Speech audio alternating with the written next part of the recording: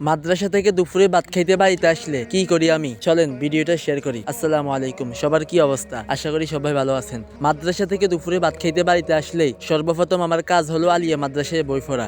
কেননা আমি কওমি মাদ্রাসার পাশাপাশি আলিয়া মাদ্রাসাতেও পড়ালেখা করি, আর এবার এসএসসি পরীক্ষার্থী।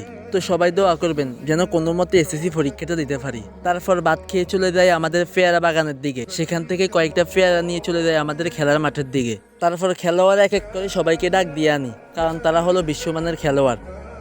ये सब क्या देखना पड़ रहा है? अच्छा है मैं अंधा हूँ।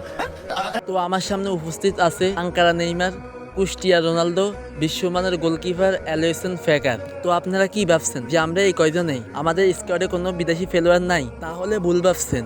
আমরা কি ফকির 27 কোটি টাকা দিয়ে বিনিকে আনছি? এ হলো ভিনিসিয়াস জুনিয়র। তো এখনই খেলা শুরু হয়ে যাবে জুনিয়র আর সিনিয়র, তাই তারা গোলকি দিতেছে আর আমি এখান দিয়ে ফুটবল নিয়ে শতানি করতেছি।